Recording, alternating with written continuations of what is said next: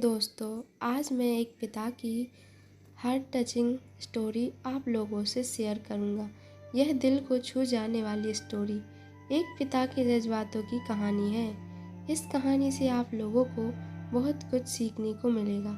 इस कहानी को लिखने का मेरा एक ही मतलब था कि मैं पिता की भावनाओं को आप लोगों के साथ बहुत ही सुंदर स्टोरी में प्रोकर आप लोगों से शेयर करूं। आपने माँ के बारे में तो बहुत सुना होगा, बहुत जगह पढ़ा भी होगा।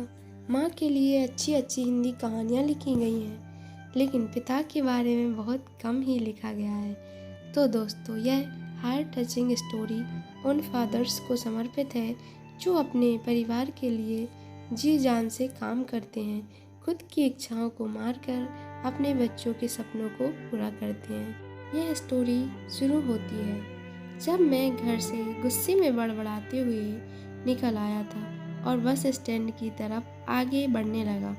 मैं मन ही मन बड़बड़ा रहा था, पता नहीं कितने पैसे छुपा के रखे हैं, लेकिन मेरे लिए एक बाइक नहीं ले सकते। अब मैं यहाँ से चला जाऊँगा और तब तक वापस नहीं आऊँगा जब तक कि मैं खुद के पैसों से बाइक नहीं खरीद लेता।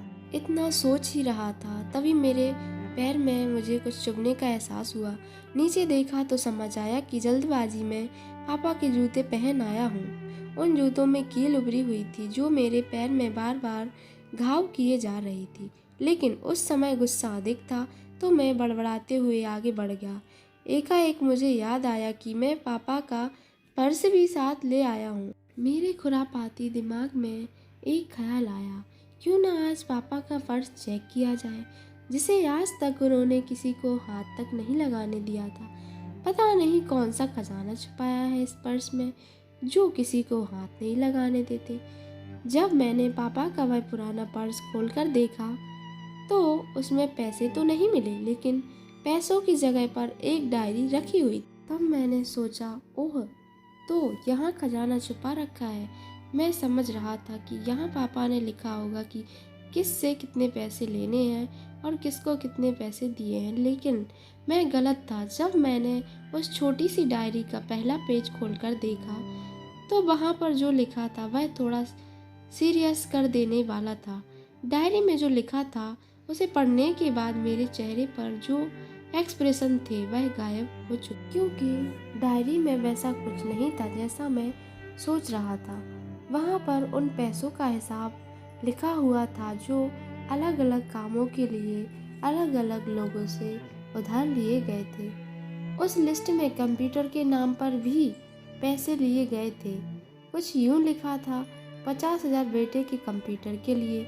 यह वही कंप्यूटर था जिसे मैं आज तक यूज कर रहा हूँ, लेकिन मुझे यह पता नहीं था उस कंप्यूटर को खरीदने के लिए पैसे कहाँ से आए थे। लेकिन आज पता चल रहा था। मुझे आज भी याद है जब मैंने पहली बार कैमरे के लिए जिद की थी तो मेरे पापा ने मुझे 2 हफ्ते बाद मेरे बर्थडे पर ला कर दिया था, जिसे देखकर मैं बहुत खुश हुआ था। और मुझे खुश देखकर मुझसे कहीं ज़्यादा अगर कोई खुश था तो वह थे पापा। अब मेरे चेहरे से गुस्सा एकदम गायब हो चुका था। जब मैंने आगे का पन्ना पलटा तो वहाँ पर कुछ इच्छाएं लिखी हुई थी। पहली जो विश थी उसमें जो लिखा हुआ था, अच्छे जूते पहनाना।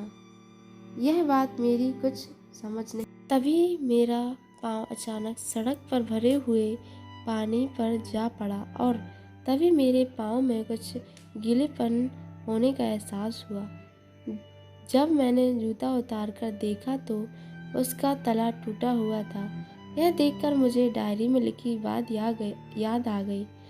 तभी मुझे माँ पापा की कही बात भी याद आ रही थी कि कैसे माँ जब कहा करती थी पापा से, अब तो जूते पुराने हो गए हैं, नए ले लीजिए। तो पापा अक्सर यह कहकर टाल दिया करते थे, जूते अभी और चलेंगे, अभी कुछ दिन पहले तो लिए थे।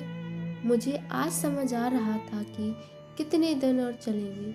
साथ ही साथ यह भी समझ आ रहा था कि पापा पर्स को क्यों छुपा कर रखते थे। तभी उस डायरी को पढ़ते हुए बस स्टैंड पर खड़ी बेंच पर आकर बैठ गया। अब उस डायरी का आखिरी पन्ना बचा हुआ था। उस पन्ने को जब मैंने पलट कर देखा तो वहाँ कल की डेट लिखी हुई थी। तारीख के नीचे लिखा हुआ था 50,000 रुपये बाइक के लिए। बस इतना पढ़ और दिमाग सन्न रह गया। अब मेरे मन में कोई शिकवा गिला नहीं बचा था। बस मेरी आंखों से आंसू चले जा रहे थे। मुझे आज तक नहीं पता तब मैं क्यों रोए जा रहा था। अब मैं जल्दी से घर की तरफ भागा, लेकिन जूतों की वह कील पाँव में अब तक घाव बनाने में कामयाब हो चुकी थी। मैंने जूतों को रास्ते में ही निकाल कर फेंक दिया और भागते लड़खड़ाते हुए घर जा पहुंचा। लेकिन पापा घर पर नहीं थे। मैं समझ गया वह कहाँ गए थे।